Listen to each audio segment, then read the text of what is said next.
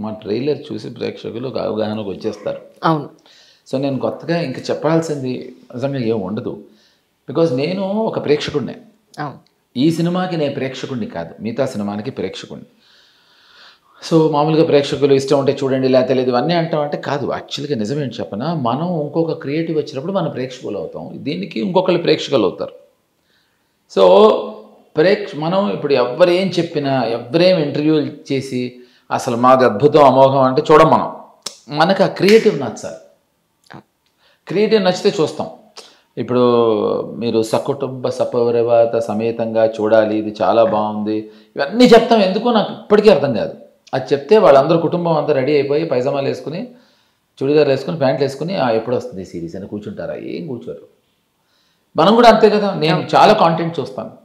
So, అడిగినా అడుక్కున్నా మనం ప్రేక్షకులం చూడం.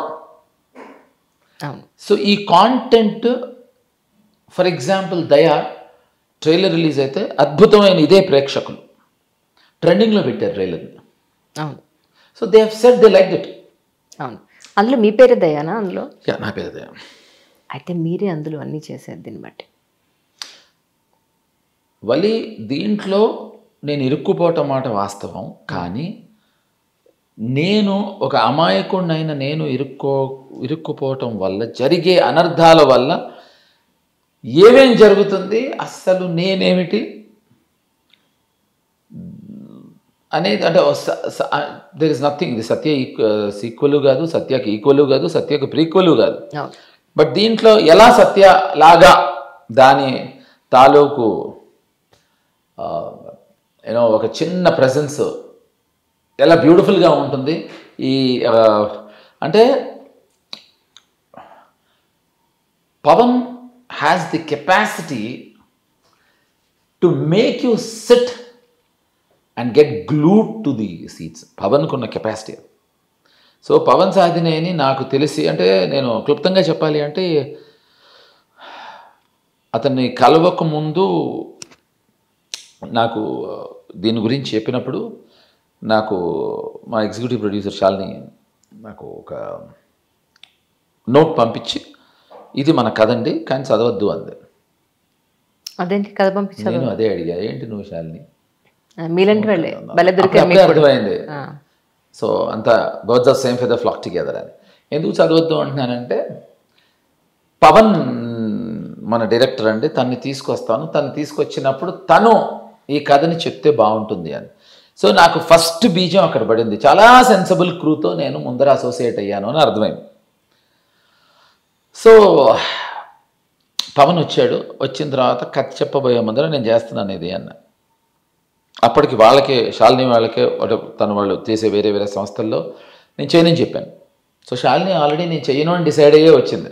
ఓకే నేను చేస్తున్నాను అన్న. పవన్ ఇంకా కథ చెప్పకముందే పవన్ కూడా చిన్న షాక్ అయ్యాడు. కథ చెప్తాను అవసరం లేదన్న. I'm doing it, I'm convinced with you అన్న. అయ్యో యా కథ వినకుండానే మీ క్యారెక్టర్ ఎందుకు అంటే తను ఉన్న 5 నిమిషాల్లో అంటే వచ్చిన వెంటనే చూస్తూనే కాదు, తను మాట్లాడిన 5 నిమిషాల్లో నాకు అర్థమైంది ఏంటంటే ఈ అబ్బాయికి చాలా క్లారిటీ ఉంది, చాలా తెలివితేటలు ఉన్నాయి, he has the skill to. So తను అప్పుడు నువ్వేం చేసావు అని అడిగా. సేనాపతి అనేది ఒక చేశాను నేను అన్నాడు. నేను చూడలేదు, ఎందుకంటే నేను ఈ అబ్బాయితో ఐ వాజ్ సోల్డ్ అవుట్. ఇప్పుడు అది చూసి నాకు నచ్చకపోతే, అది బాగాలేకపోతే అదే ఫస్ట్ స్కెడ్యూల్ అయిన తర్వాత చూసి సేనాపతి ఐ వాజ్ జాప్డ్. నేను ఎప్పుడు చెప్పే అవకాశం రాలేదు. సుష్మిత, నిన్ను మెచ్చుకోకుండా ఉండలేకపోతున్నాను సుష్మిత. నువ్వు ఈ స్క్రిప్ట్ని నమ్మినందుకు Pawan has done great justification. So నీకు కూడా క్రెడిట్ ఇవ్వాలి ఫర్ చూసింగ్ పవన్. సో ఎప్పుడు చెప్పే అవకాశం రాలేదు, చూసి జాప్ అయిపోయాను. కానీ అతను నాకు ఏదైతే అంటే అఫ్కోర్స్ కథ ఏదైతే ప్రక్రియలో నేను స్టార్ట్ అయ్యే ముందర విన్నాను, అదే కథని ఎంత బాగా తీయచ్చా అనేది నాకు ఒక మనీకో లేకపోతే ఒక గులాబీకో ఒక సత్యాకో అలాగే ఒక ప్రేమకు వెళ్ళారో అనిపించిన ఏదైతే ఒక సిక్స్త్ సెన్స్ ఉందో అది నాకు దయాగా అనిపించింది. మొత్తం ప్రోడక్ట్ చూసిన తర్వాత ఐ వాజ్ సూపర్ థ్రిల్. ఇప్పుడు ఇంతకీ మీ ఫ్రెండ్ ఎలా ఉన్నారు? మీకున్న ఏకైక ఫ్రెండ్ చిన్నప్పటి నుంచి వాడు చాలా బాగున్నాడు. అండ్ ప్రతి ఇంటర్వ్యూలో నేను వాడికి థ్యాంక్స్ చెప్తూనే ఉంటాను. నాకు తేజ్ గారి వల్ల రామగారు పరిచయం అయ్యారు. సో వాడు చాలా బాగా ఉన్నాడు, చాలా బాగా ఉన్నాడు, చాలా బాగున్నాడు. ఎందుకంటే నా ఒక్కడికే అంజలి అలా మెసేజ్ పెట్టిందని కొద్ది కాలం ఆనందంతో బతికేశాను. ఏమని అంటే అంతేలేండి, మాకు ఇస్తారు ఇంటర్వ్యూ. నేను అలా పెట్టానా? ఉన్నాయి, కావాలని వినిపిస్తాను, ఇంకా తీయలేదు. ఇలాగే ఇప్పుడు ఇంకో ఇంటర్వ్యూలో అంటుందని. నేను ఉత్తేజ్ తోటి నేనంటే అంజలికి చాలా ఇష్టం రా, అభిమానం రా, నేను మంచి నటుండని చెప్పింది అంటే, ఓ నీకు అలా అర్థమైంది, ఒక్క నిమిషాన్ని బాగా ఆన్ చేశాడు. వాడిపోను, పేరు చేంజ్ సేమ్, అంతేలేండి, సంవత్సరం గడుగుతున్నా ఎందుకు ఇస్తారు?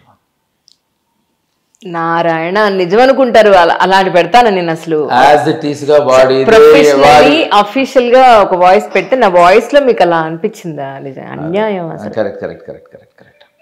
సో వాడు బాగున్నాడు, వాడు చాలా బాగున్నాడు. మీకు దుఃఖం, బాధ, సారోనెస్ అలాంటి సినిమాలు కానీ నిజ జీవితంలో కానీ చూడడం, ఫేస్ చేయడం మీకు ఇష్టం ఉండదని విన్నాను. నాకు చాలా అసహ్యం. మాకు ఎవరిని ఏడిస్తే కోపం వచ్చేస్తుంది. I hate when someone cries. I can't stand in and around. So and ఇప్పుడు బాధ, దుఃఖం, sorrow, whatever you call them, ప్రతి ఒక్కరికి ఉంటుంది. It depends on how you handle it. So నేను I absolutely discard those emotions. అంటే ఇది చెప్పడానికి చాలా ఫిలసాఫికల్గా లేకపోతే చాలా ఇంటెలిజెంట్గా మాట్లాడినట్టు ఉంటుంది. I think happiness and sorrow it's created మనం చేసే క్రియల వల్లే అది ప్రక్రియ. So I think you can control it and handle it అని నా ఉద్దేశం. దట్స్ వాట్ నాకు చాలామంది ఎంత పెద్ద ప్రాబ్లం వచ్చినా, చిన్నదైనా పెద్దదైనా ప్రాబ్లం ఒకటే. కాదు వాళ్ళు ఒక హత్య చేసినా, 2 హత్యలు చేసినా, 10 హత్యలు చేసినా శిక్ష ఊరే. It depends on how you want to handle it. Problem ఉంది అని ఫస్ట్ నేను చేసే పని, నా ప్రాబ్లము నేను ఎవరితో షేర్ చేసుకోకూడదు. Please don't share your problem. ఎవరితో అయినా బాధ చెప్పుకుంటే బాధ దిగుతుంది అంటారు. ఎక్కడ దిగుతుంది అనేది తెలియట్లేదు మీకు. దిగదు. అది ఏమవుతుంది తెలుసా, వాళ్ళు మనకు సానుభూతి చూపించడానికి, సపోజ్ ఎవడో నా భార్య పారిపోయిందిరా అని చెప్పాడు అనుకుందాం, అది బాధపడుతూ చెప్పాడు నా భార్య పారిపోయిందిరా. మనం నీ భార్య పారిపోయిందిరా ఏం చేయగలరు, అది దాన్ని రిపీట్ చేస్తూ ఉంటాం. ఈ సినిమాలో ఆ టీవీలో టడన్ అనేసి వాడు తగ్గించటం కన్నా ఆ పారిపోయింది అనేది 3 సార్లు వీడు వెళ్ళి ఇంకోటికి చెప్తాడు, వాడు ఇంకో 3 సార్లు అడుగుతారు. పారిపోయింది ఒకసారే, కానీ ఈ ప్రాబ్లం 33 సార్లు అమ్మాయిని రిఫర్ చేసి బాధపడతారు. అదే నేను only for fun I'm saying. So I believe it all is in your hands and I hate sorrow. సరే మీకే ఒక సమస్య వచ్చింది, మీరు ఏం చేస్తారు? ఇప్పుడు నాకు సమస్య వచ్చింది, నాకు సమస్య వచ్చింది. ఎవరు నేనా? కాదు, అదే ఇప్పుడు ఆ సమస్యతోనే మాట్లాడుకుంటాను నేను. నాకు ఈ సమస్యని నేను ఎలా సమోసాలాగా తొక్కేయాలి, ఈ సమస్యని నేను ఎలా హ్యాండిల్ చేయాలి, సమస్యతోనే మాట్లాడుకుంటాను, సమస్యతోనే హ్యాండిల్ చేస్తాను. సమస్యని అర్థం చేసుకుని అదే వెనక తగ్గుతుందా, సంభావంతో పంపించేస్తూ ఉంటాను సమస్య.